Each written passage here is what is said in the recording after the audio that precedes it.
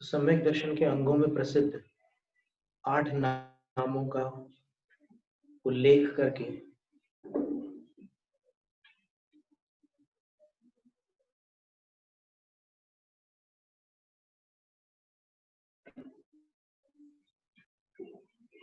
श्रावक जो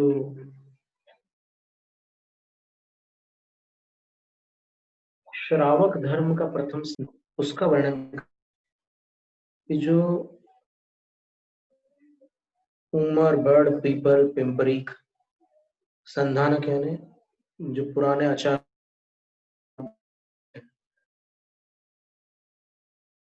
त्रस्त जीवों से व्याप्त हैं वो छोड़ देता है। और फिर व्यसनों का त्याग करने की बात आई थी कि जुआ, मदिरा, मांस, वेश्या, पारध यानी पारधी, शिकार, चोरी, परस्त्री, ये 7 व्यसन है दुर्गति में ले जाने वाले।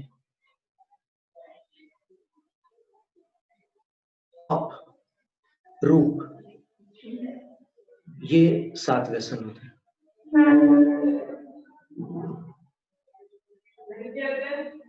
तो इसमें सर्वप्रथम जुए से क्या हानि होती है और मद्य से क्या हानि होती है, इसकी गाथाएं अपन ने पढ़ी थी। इससे इसमें लिखा था कि जुआ खेलने वाले के पास नियम से क्रोध, मान, माया और लोभ, ये 4 कषाय तीव्रता को प्राप्त हो जाती है और तीव्र कषाय के कारण बहुत पाप का उसको संचय होता है और उस पाप के द्वारा जरा, मरण की लहरों से प्रचुर दुख रूपी सलिल जिसमें भरा हुआ है और चारों गतियों में गमन करना ही जिसकी भंवर है, ऐसे संसार सागर में वो भटकता है। मैंने संसार सागर का चित्रण किया कि संसार सागर कैसा है, तो फिर आचार्य कहते हैं कि जरा और मरण उसकी तरंगे हैं। और कैसा है, तो बोले दुख उसका सलिल अर्थात जल है। और कैसा है, तो बोले चारों गतियों में घूमना उसकी भंवर है। पानी जो घूमता है ना, भंवरी जो होती है नदियों में, तो ये संसार समुद्र में वैसी एक भंवर है, 4 गतियों में घूमने वाली भंवर है। तो ऐसे संसार समुद्र में जुआ खेलने वाला जीव भटकता रहता है। फिर कहते हैं कि तत्व दुखम अनंतम, और उस संसार समुद्र में भी वो अनंत प्रकार के दुख को प्राप्त करता है। छेदन, भेदन, विकर्तन, विकर्तन यानी टुकड़े टुकड़े कर देना। छेदन का अर्थ होता है काटना और विकर्तन का अर्थ होता है टुकड़े टुकड़े कर डालना। और आदि शब्द से और भी अनेक प्रकार के दुख होते हैं। पावई शरण भी रही हो, और जब उसको ये दुख प्राप्त होते हैं तो कोई उसकी रक्षा करने वाला नहीं होता वहां पर। यहाँ तो मनुष्य गति में कई दुख होते हैं तो जिसमें कुछ रक्षक लोग मिल जाते हैं, कुछ सहायता करने वाले मिल जाते हैं, वहां नहीं मिलते।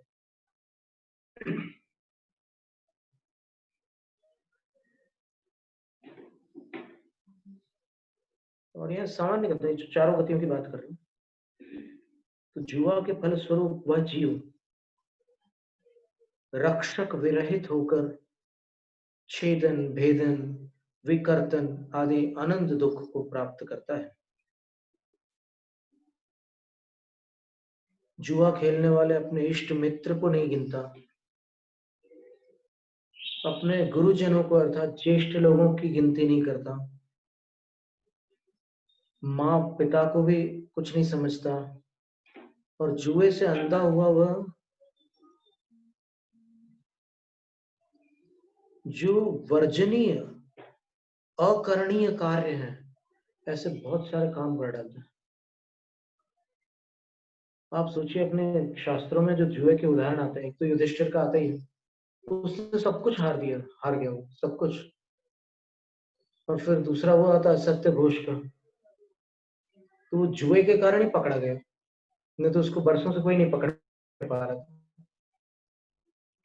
तो उसका जो छल था वो जुए में पकड़ गया, क्योंकि रानी जो रामदत्ता थी उसने उसका जनेऊ तक उतरवा लिया जुए के उसमें। वो जनेऊ में कैंची बंधी रहती थी, पहले तो अंगूठी फिर हार सब जीत लिया रानी ने, अंत में वो जनेऊ तक उतरवा लिया।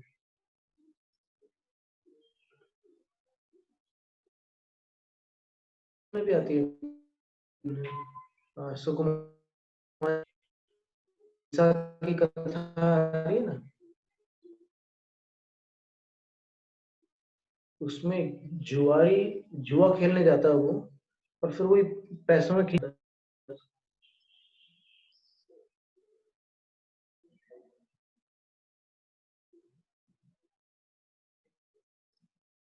वो स्वजनों में, परिजनों में और सब स्थानों पर निर्लज होकर भटकता रहता है, कहीं भी बैठ जाता जुआ खेलने के लिए। नाली के किनारे अगर उसको कोई बेंच मिल जाए तो वहां जुआ चालू कर दे, जहाँ सब जगह दुर्गंधधारी कोई वहां पर खड़े। हाँ, महाभारत में ही युधिष्ठिर शकुनी मामा का।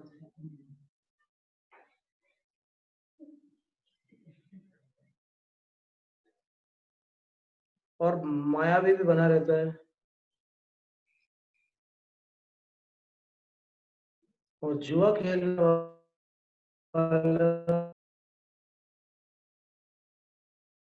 किसी और कोई उस पर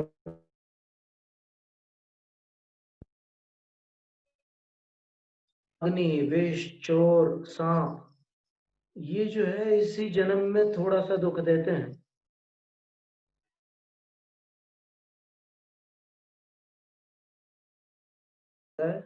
वो लाखों जन्मों में जीव को दुख उत्पन्न करता है, भव सह सहस्त्र। और जो मनुष्य आंखों से रहित है, वो आंखों से तो नहीं देख सकता, लेकिन बाकी इंद्रियों से तो सब कुछ देखता है, जानता है, समझता है। जुआ खेलने वाला जुआ में जो अंधा हो जाता है, वह संपूर्ण इंद्रियों वाला होकर के भी किसी इंद्रिय से नहीं जानता, किसी भी इंद्रिय से नहीं जानता। वो झूठ बोलता है, हिंसा करता है और चोरी करता है,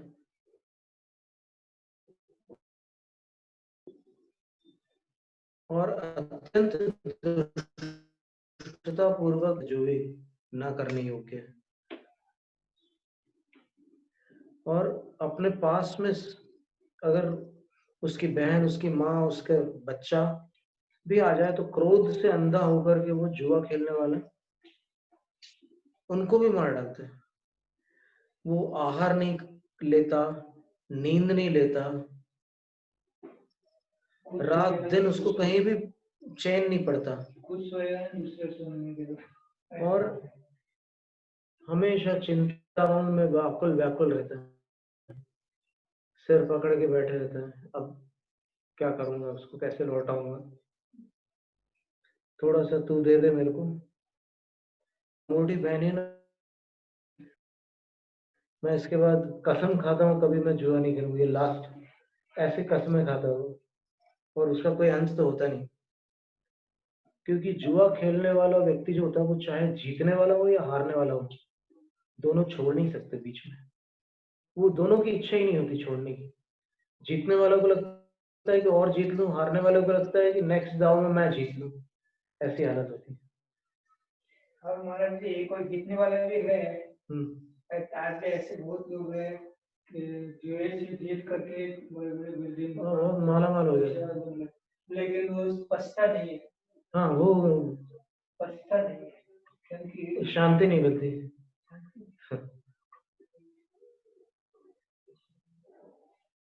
इत्यादि जुए के दोष को जानकर दर्शन गुण का उद्वहन करने वाले प्रथम प्रतिमाधारी श्रावक द्वारा इस जुए में प्रीति का नित्य काल परिहार करने योग्य है। अर्थात हमेशा के लिए जुए का त्याग कर देना है पहली प्रतिमा में। फिर मदिरा के दोष का वर्णन है। अब आप लोग ये प्रश्न कर सकते हैं जो भी सुनने वाले हैं कि फिर क्या सम्यक दृष्टि ये सारे व्यसन करता है क्या? सम्यक दृष्टि जुआ खेलता है क्या? सम्यक दृष्टि ये सब करता है क्या और चीजें? तो उसका उत्तर ये है कि युधिष्ठिर ने तो किया था, और युधिष्ठिर को कहीं शास्त्रों में मिथ्या दृष्टि नहीं कहा गया। चारुदत्त ने जुआ खेला था, चारुदत्त ने वेश्या व्यसन किया था, और उस बहुत उसका जो रुद्रदत्त नाम का काका था ना, वो बहुत बदमाश था, तो उसने भी उसको बहुत बुरी तरह फंसाया था। तो ये सारे जो व्यसन है, सम्यक दृष्टि जीव भी क्वचित कदाचित कथनचित कर लेते हैं। अंजन चोर और फिर ये विद्युत चोर देखिए ना, एकदम शुद्ध सम्यक दृष्टि जीव है, और सम्यक दृष्टि होकर के भी वो व्यसनी है। छोड़ने के बाद उसने इतनी, मतलब वो क्या, बचपन में खेल खेल में उन्होंने आपस में ऐसा मंत्री पुत्र और उनमें दोनों में भी हो गया था कि मैं चोर बनूंगा और फिर तू भले कोतवाल बन जाए, लेकिन तेरे यहाँ जा करके मैं चोरी करूंगा और तू पकड़ नहीं पाएगा। तो ऐसी बात हुई थी, भट्टाराध्य में बहुत सुंदर कथा आती है। तो अंत में क्या होता है कि वो जब वो नहीं पकड़ पाता तो राजा उसको मृत्युदंड देता है, उसको कोतवाल, मंत्री पुत्र नहीं था वो, कोतवाल बनता है वहां पर।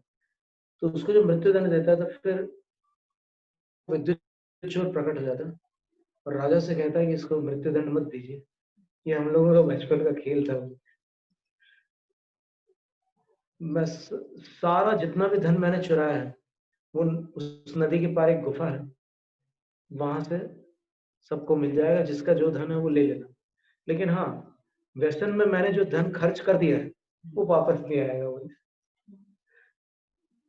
ये बात उसने स्पष्ट बोली है कि व्यसनों में जो मेरा धन खर्च हो गया है वो वापस नहीं आ सकता। तो ये जो इतने आगम के प्रमाण मिल रहे हैं, तो सम्यक दृष्टि जीव अगर सर्वथा उसको व्यसन मुक्त ही मान लेते हैं, तो फिर दर्शन प्रतिमा में व्यसनों का त्याग क्यों? अब कोई ये रास्ता निकाल सकता है इसमें कि नहीं, सम्यक दृष्टि व्यसन नहीं करता, प्रथम प्रतिमा में संकल्प पूर्वक व्यसन का त्याग करता। तो फिर इतने सारे जो पौराणिक दृष्टांत हैं, इनका क्या करोगे?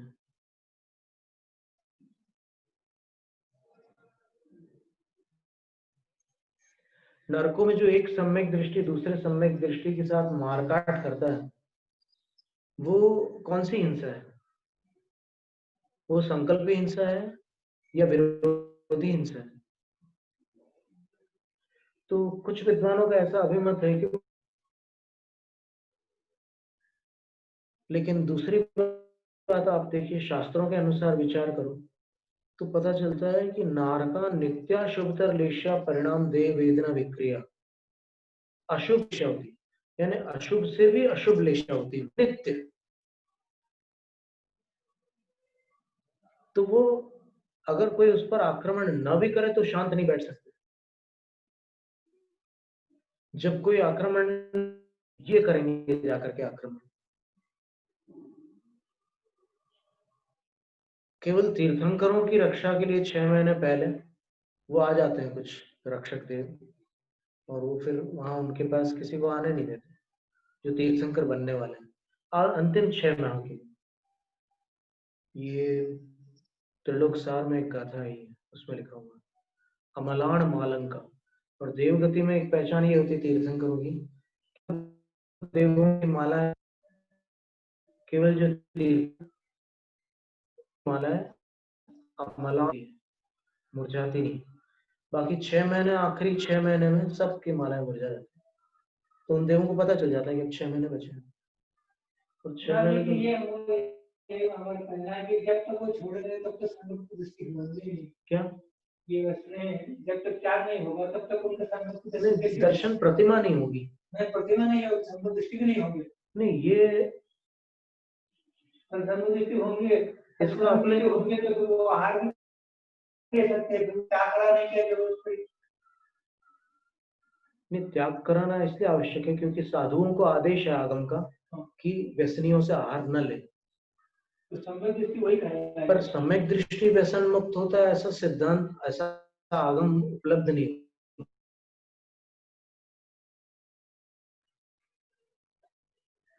सम्यक दर्शन की परिभाषा क्या है? सम्यक दर्शन की तो परिभाषा तत्वार्थ श्रद्धानम सम्यक दर्शन। जीव है, इस हिंसा होती है, इसके सब ध्यान रखना पड़ेगा।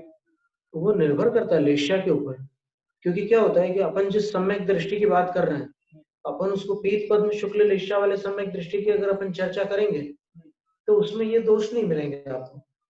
लेकिन सम्यक दृष्टि आयोदोक्ति छल ऐसा हो, गोमटसा जीव कांड में लिखा ना कि चौथे गुणस्थान तक छहों लेश्याएं हैं, तो जब उसकी कृष्ण नील कापोत लेश्या होगी तब सम्यक दृष्टि का क्या वर्णन आएगा? जो कृष्ण नील कापोत का वर्णन है वही वर्णन होगा। आंतरिक बात इसके मन में क्या है? आप विद्युत चोर की कथा तो एकदम स्पष्ट है ना, और वो महान मतलब पुराण के पात्र है, नायक है, कथा नायक है। चोर कला भी है, नहीं चोर कला ही थी वो, लेकिन उसने जो खर्च किया ना, उसने चोरी पूरी लौटा दिया उसने सामान। लेकिन उसने ये कहा कि इतनी दीनारें जो थी वो मेरी व्यसन में खर्च हो गई, इसलिए वो नहीं लौटा सकता मैं, बाकी जो है वो ले जाओ, बाकी ले जाऊंगा।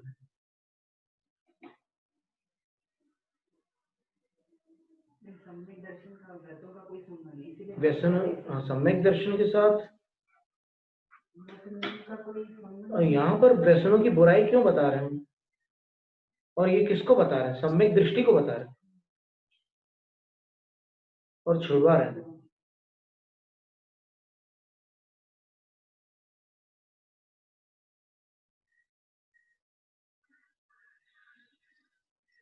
फिर मदिरा के दोष का वर्णन करते हुए लिखा कि मदिरा के प्रभाव से मनुष्य अवश हो जाता है, अर्थात अपने काबू में नहीं रहता, अपने आपे में नहीं रहता, और निंद निज्जाई कम्माणी कुणी, निंदनीय कार्यों को करने लगता है, और इस लोक परलोक यानी इस जन्म में और आगामी भवों में अनंत दुखों को भोगता है। वो लड़खड़ाते हुए चलता है और उल्टे सीधे काम करता है, और रास्ते के किनारे नाले में गिर जाता है, और कीचड़ में भी लोटने लग जाता है, और उस गिरे हुए शराबी के मुंह पर जो कुत्ते लोग हैं वो उसके मुंह को अपनी जीभ से चाटते हैं, और वो कुत्ते लोग वहीं मलमूत्र भी करके चले जाते हैं, तो उसके प्रस्त्रवण अर्थात मूत्र को वो अपनी जीभ से चाटता हुआ कहता है कि यार ये मदिरा तो बड़ी मिष्ट है, पुणों में दे, और थोड़ी ले आ मेरे लिए, फिर से ले आ। तो वो ऐसे मूढ़मती होकर के ऐसी चेष्टाएं करता है, और उसके पास जो भी पैसा रहता है वो दूसरे लोग हड़प करके ले जाते हैं, क्योंकि वो नशे में रहता है, उसको कोई होश नहीं रहता, और थोड़ी सी जब उसको संज्ञा प्राप्त होती है, थोड़ा होश आता है, ढूंढने के लिए भागता हुआ लड़खड़ाते पैरों से दौड़ लगा देता है, और क्या बोलता है, उसको ललकारता है जिसने चोरी करी, उसके पैसे को जिसने ले लिया है उसको ललकारता है, बोलता है कि आज जिसने मेरे पैसे छीने हैं,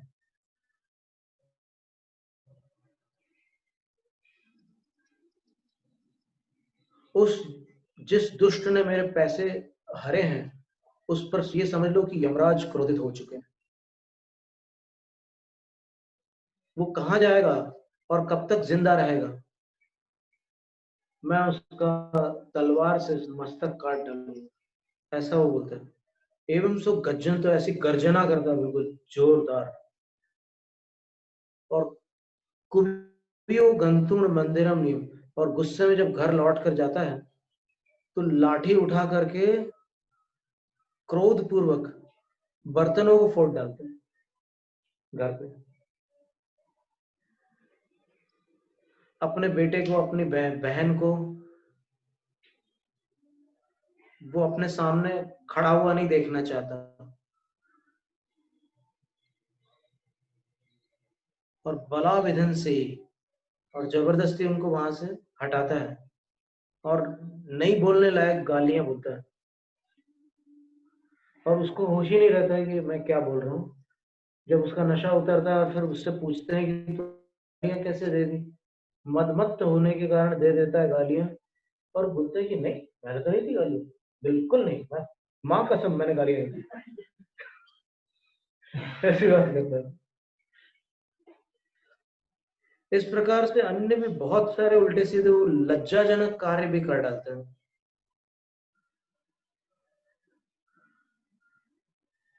और बहुत पाप का वो बंद करता है, मदिरा के वशीभूत होता हुआ अनेक पापों का बंद कर लेता है, और उस पाप के द्वारा जन्म, जरा, मरण रूपी जंगली जानवरों से आकीर्ण संसार रूपी वन में पड़ता है और अनंत दुखों को प्राप्त होता है। इस तरह बहुत प्रकार का मदिरापान विषयक दोष जानकर मन वचन काय कृतकार्य तन मोदना से श्रावक को, प्रथम प्रतिमाधारी को इसका त्याग करना होता है। अब इसके उपरांत क्या है, मांस व्यसन का वर्णन है, लेकिन तो भी आचार्य महाराज बीच में मधु के दोष का चित्रण कर, यद्यपि मधु कोई व्यसन नहीं है, लेकिन मधु के सेवन का निषेध करने के लिए कुछ गाथाएं अतिरिक्त दे रहे हैं। जय मज्जन तय महु जड़े पावम नरस ऐ बहु असुइव निंदनिज्जम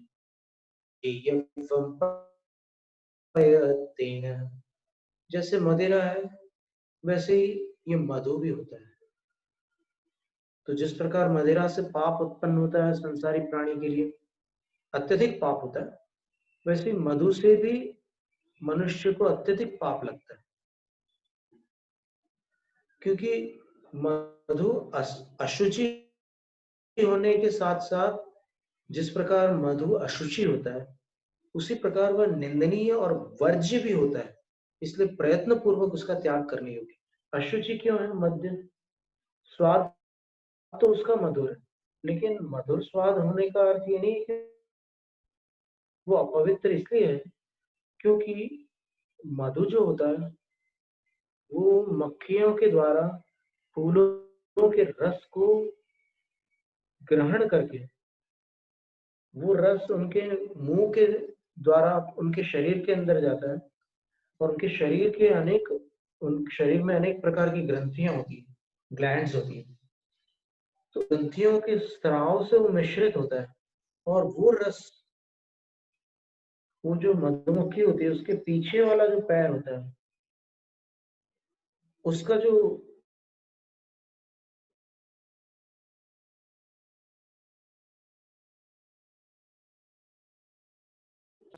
उसमें शहद भरा होता है, शरीर से उसमें शहद भर जाता है, और वो जो रस उसने पुष्प से लिया था वो बिल्कुल पानी जैसे स्वच्छ है, लेकिन जो उसके शरीर से निकल करके वहां चला गया है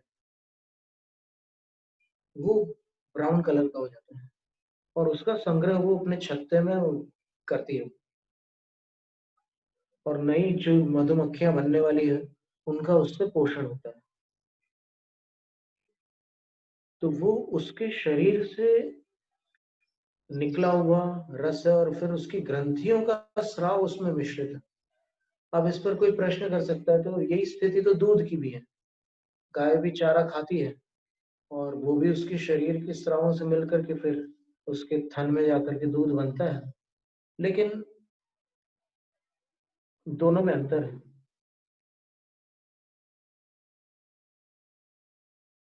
गाय का जो दूध होता है उसका अगर अपन कंपोजिशन देखें, उसके जो इंग्रेडिएंट्स देखें, तो उसके अंदर दिया था कि उसमें कुछ चीजें वेजिटेबल प्रोटीन्स भी पाए जाते हैं, सामने लिखा था। तो फिर किसी ने उसको क्रॉस किया था कि ये गलत जानकारी है कि गाय के दूध में पूरा प्राणिज यानी जानवरों का ही प्रोटीन पाया जाता है।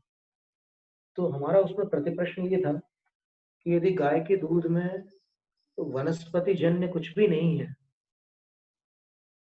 तो फिर प्याज खाने वाली गाय के दूध में प्याज की गंध क्यों आती है?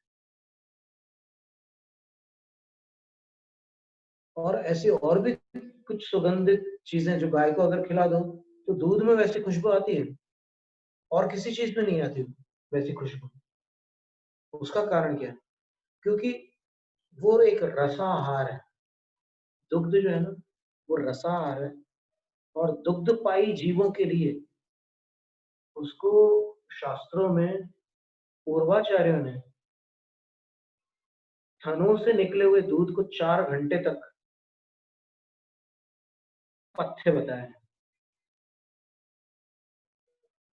अभी कुछ शताब्दियों से वस्त्रधारी विद्वानों ने, गृहस्थ विद्वानों ने एक मुहूर्त की मर्यादा बता दी दूध की, कि दूध अगर निकाला हुआ है तो एक मुहूर्त में अगर आप उसको गर्म नहीं करते तो उसमें तज्जातीय जीव उत्पन्न हो जाते हैं।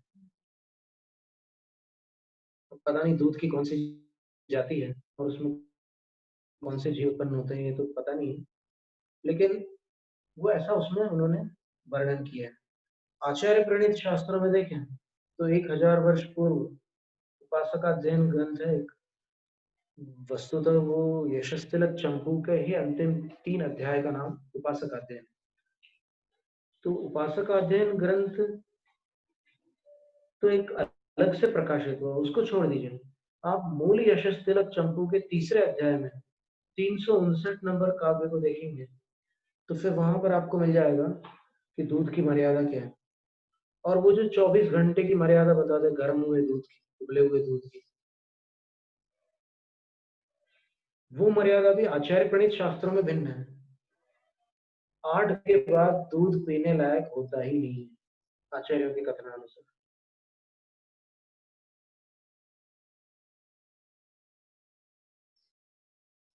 उसमें उन्होंने संस्कृत भाषा में ये निकाला हुआ दूध 10 घटिका और उबाला उल्टा हुआ दूध 20 घटिका की मर्यादा वाला है। तो 10 घटिका का अर्थ क्या हो गया? 5 मुहूर्त। 5 मुहूर्त का अर्थ क्या हुआ? 4 घंटे। तो 4 घंटे की मर्यादा होती है दूध की, गर्म किए हुए दूध की, और गर्म किए हुए दूध की 8 घंटे की, उससे दुगनी। और 8 घंटे के बाद जो लोग 24 घंटे का दूध पी रहे हैं वो सब अमर्यादित दूध पी रहे हैं, पूरे अभक्ष अनजाने में कर रहे हैं। समस्या ये है कि आचार्यों की वाणी पर अगर अपने विश्वास हो जाए तो ऐसी विसंगति ही ना उत्पन्न हो। पर अपने को कोई भी चिंतक अगर अपनी बात को थोड़ा सा पॉलिश करके सामने रखता है तो फिर उस पर ज्यादा विश्वास हो जाता है लोगों को। तो दूध की मर्यादा न तो 48 मिनट है, 24 घंटे का मतलब तो 3 गुनी हो गई ना। आप सोचो कि गर्म उबले हुए दूध की मर्यादा 8 घंटे की है, आपने तिगुनी कर दी मर्यादा उसकी। पता नहीं वो जो पंडित किशन सिंह जी और दौलत राम क्रिया कोश उन्होंने कहाँ से लिख दिए मछली। और अगर तो उनको बार बार नीचे रेफरेंस देना जरूरी है कि हमने ये बात यहाँ से ली है, नहीं तो फिर विश्वासघात हो जाएगा। लोग उसको जनवाणी मान करके पढ़ेंगे और वो तो क्या है कि किताब के रूप में मंदिर की अलमारी में रखी है तो जनवाणी हो गई, भले उसमें कुछ भी रखा हो, उपन्यास वगैरह कोई भी, और वो जनवाणी हो जाती है। तो ये बड़ा भारी धोखा हो जाता है। तो इसलिए यहाँ ध्यान देना है कि ये जो बातें हैं ये समझने की है। तो दूध को शास्त्रों में अभक्ष नहीं बताया, सबसे बड़ी बात यह है, क्योंकि जो प्रत्यक्ष ज्ञाता दृष्टा थे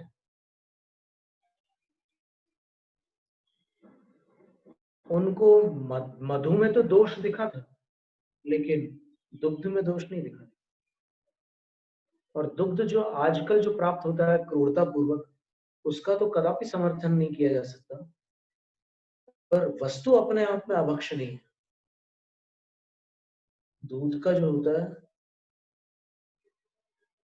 कुछ प्राकृतिक चिकित्सा वाले लोग आते हैं, बोलते हैं कि 25 वर्ष के बाद दूध लेने की कोई आवश्यकता नहीं है, और कुछ लोग बोलते हैं कि प्रकृति में सारे प्राणी अपनी ही माँ का दूध पीते हैं और किसी का दूध नहीं पीते। तो ये सारी बातें अपूर्ण जानकारी का परिणाम है। कितने बंदर लोग गाय का दूध पीकर चले जाते हैं, बछड़े कुतिया का दूध पी करके जाते हैं। फिर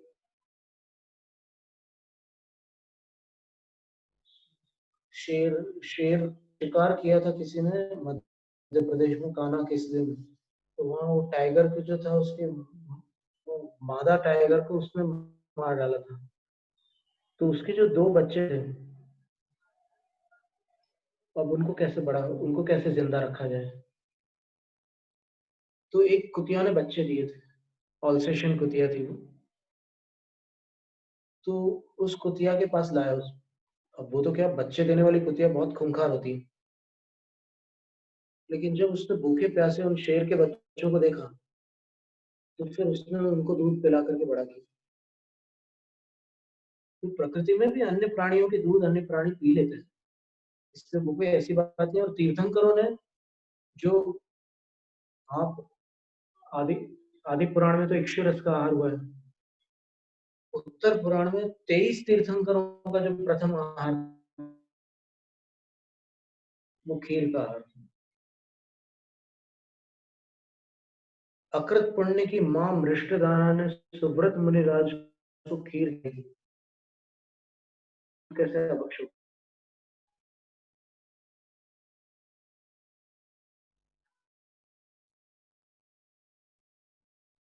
मधु को अभक्ष बताते हुए यहाँ लिखा है कि जैसे मदिरा से पाप का अर्जन होता है, वैसे ही मधु से भी अत्यधिक पाप का अर्जन होता है, वो अपवित्र होता है। दूध जो होता है वो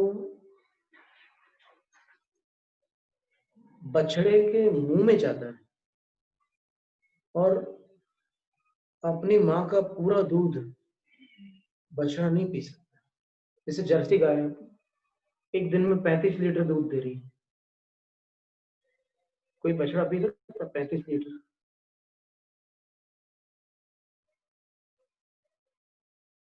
तो उतना दूध पी नहीं सकता वो बछड़ा। तो उसको 1 थन का दूध पिलाते, हमने महाराष्ट्र में बहुत स्थानों पर देखा है। वो 1 थन का दूध पिलाते, बाकी 3 थन का दूध वो लोग लेते हैं जो पालने वाले हैं। और अगर दूध उसको वैसे ही छोड़ दें गाय के अंदर, तो फिर गाय को तकलीफ होने लग जाती है, क्योंकि वो जब अंदर जमने लगता है तो फिर उसको बहुत पीड़ा होती है, वो फिर रामने लगती है, बिल्कुल आकुल व्याकुल हो जाती है। तो दूध निकालना भी जरूरी होता है। अब निकाल के फेंक नहीं सकते। अगर आप ये कहो कि मनुष्य नहीं पीना चाहिए मनुष्य, तो उसका क्या करेंगे? किसको पिलाएंगे? कुत्ते को पिलाएंगे क्या, या और किसको पिलाएंगे?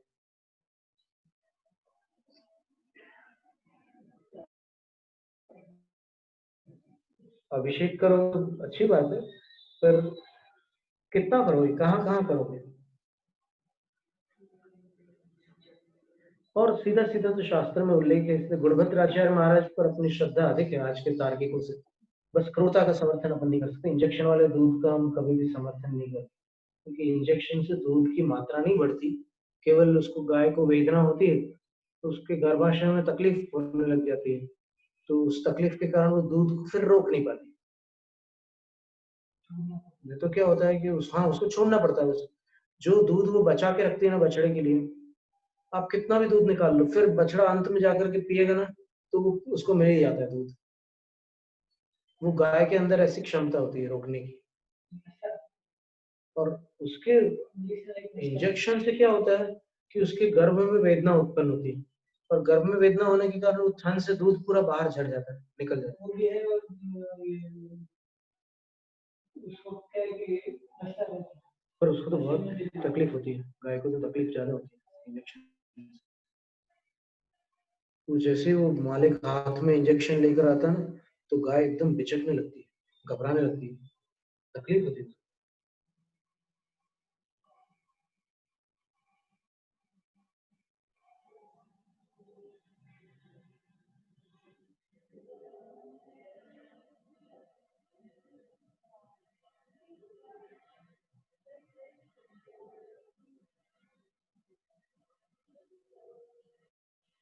अच्छा इसलिए दूध त्याग कर देना।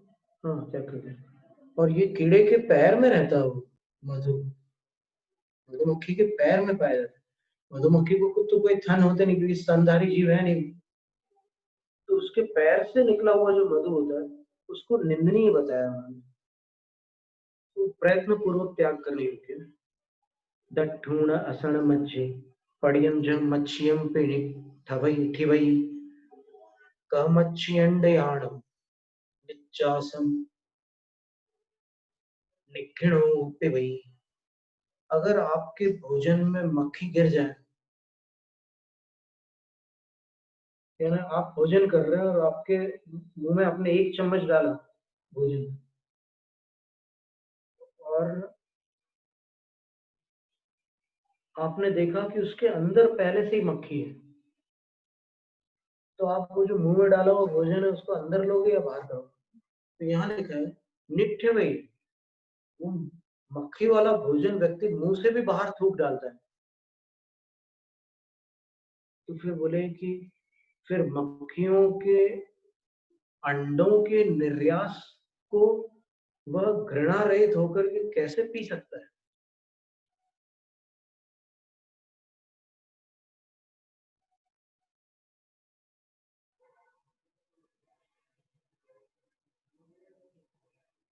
भू भू जिभिन्धियलु ध्यानमच्छेरयं पलोवेह किमिमच्छेणिजासं मम पवित्रं भणन्ति जरो।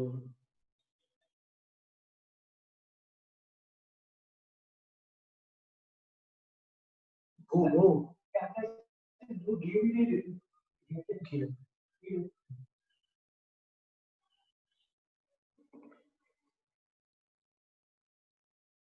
जिह्वा इंद्रिय के लोभी मनुष्यों की विचित्रता को देखो कि मक्खियों के रस रूप इस मधु को वो पवित्र कहते हैं। कैसे कहते हैं वही जाने। जो अवलेह नित्यम निर्यम सो जायणथ संदेहु।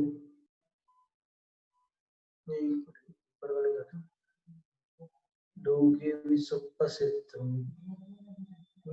भू भू जिप्पिन्दियलु दयाणमच्छेर पल पड़िया लोगे विसुप्पसिद्धम 12 गामाई जो डहई अदवु तत्तो सो अहिएरो पाविट्टु जो महु हणई। लोक में प्रसिद्ध है कि जो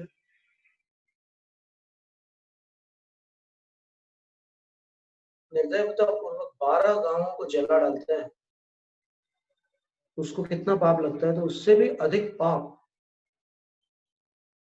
उस पापिष्ट को लगता है जो छत्ता तोड़ता है मधुमक्खियों।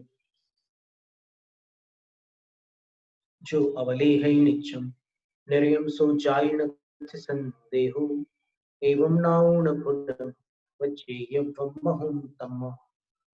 और जो शहद को चाटता है, हमेशा चाटता रहता है, वह नरक को प्राप्त होता है, इसमें संदेह नहीं है। ऐसा जानकर स्पष्ट रूप से उस कारण से मधु त्यागने योग्य है। हिंदू ग्रंथों में आता है सप्तग्रामे तु यत् पापम अग्निना भस्मसात कृते तत् पापम जायते जंतुर मध्वैक बिंदु भक्षण। पर यहाँ आचार्य कह रहे हैं कि लोग में जो बात कही है वो ठीक है, लेकिन उससे ज्यादा पाप लगता है उसको एक छत्ता तोड़ने में। 7 गांव जलाने में जितना पाप लगता है उससे भी अधिकतर पाप एक छत्ता तोड़ने वाले में। देख के तो सीधी होता है, लेकिन भगवान ने उसको तो अनंत का जीव कितने बड़े बड़े जीव बता देते हैं, असंख्यात जीव है। त्रसहति परिहरणार्थम शौद्रम पिशितम च प्रमाद शौद्रम पिशितम प्रमाद परिहृतये मध्यम च वर्जनीय जिन चरणों शरण उपयाते। जिनेन्द्र भगवान के चरणों की शरण को प्राप्त करने वालों के द्वारा मांस और मधु का त्याग त्रस हिंसा से दूर होने के लिए करना चाहिए, और मदिरा का त्याग मादकता से बचने के लिए करना चाहिए, ऐसा समंत आचार्य ने लिखा रत्नकरण में। फिर मांस के दोष का वर्णन कर रहे हैं। मनसम अमीच सरिसम किमिकुल भरियम दुगंध बी बच्चम पायण छिवेयु पायण छिवेयुंडम नतीरये तम कहम भूतम।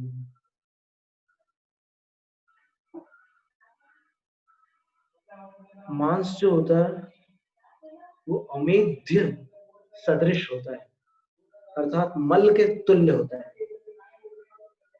कीड़ों के समूह से भरा होता है, अर्थात जीव जंतुओं से भरा होता है। अब जैसे वैज्ञानिकों ने क्या निकाला कि बैल के मांस में 1 पाउंड 28 ग्राम मांस में 30 करोड़ तक बैक्टीरिया होते हैं, जो कंटिन्यूअसली मल्टीप्लाई होते रहते हैं, बढ़ते जाते हैं।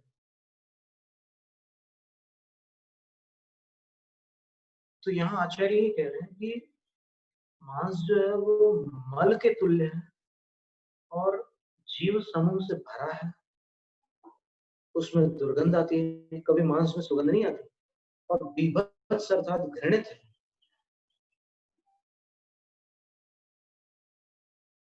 और वो पैर से छूने लायक भी नहीं है, खाने लायक कैसे हो सकता है?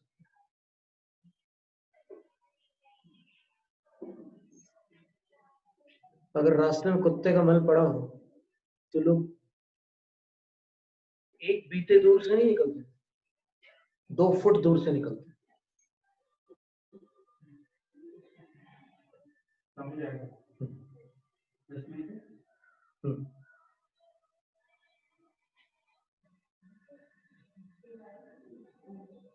तो ये दृष्टांत दिया आचार्य महाराज ने कि मांस जो होता है वो मल के सदृश होता है, जीव जंतुओं से भरा होता है, दुर्गंधित होता है, बीभत्स होता है। सबसे ज्यादा मक्खियां मीट मार्केट में मिलती है। और पायण छिवेयु जम न, जो पैर से भी छूने लायक नहीं होता, तो तेरे तम कहम भूतम।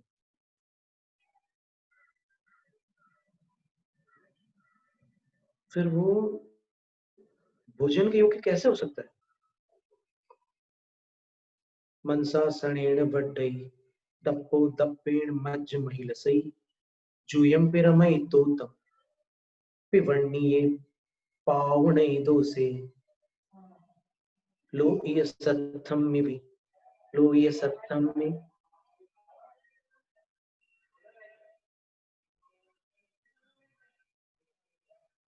लो ये सत्थम में विवर्णीयम जहा गैण गामियो विप्पा विमनसासनेन पड़िया तम्माण पहुंजे मनसम।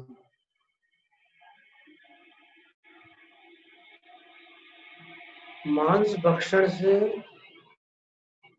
दर्प वृद्धि को प्राप्त होता है। दर्प से मदिरा की भी अभिलाषा होने लगती है और मदिरा पीकर जुआ भी खेलने लग जाता है।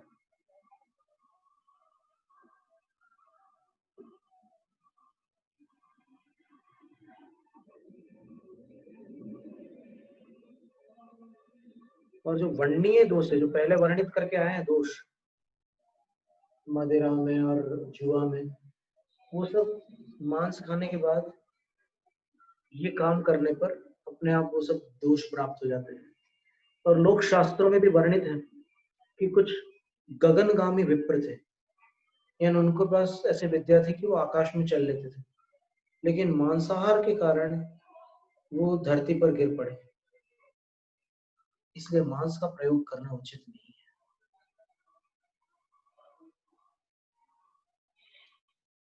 अपने आहार में मांस का सेवन उचित नहीं है। इसके उपरांत वेश्या व्यसन का वर्णन आने वाला है। अभी ये व्यसनों का वर्णन है। जो व्यसन नहीं करते उनके लिए तो ठीक है, विकल्प नहीं है कि वो, पर फिर भी बुराई को जान लेने के बाद आप कोई और अगर आपसे पूछे तो आप उनको समाधान दे सकते हैं। इन कारणों से ये त्याज्य है। जैन शासन तथा प्राणिक स्वाध्याय निष्ठापन क्रियाएं पूर्व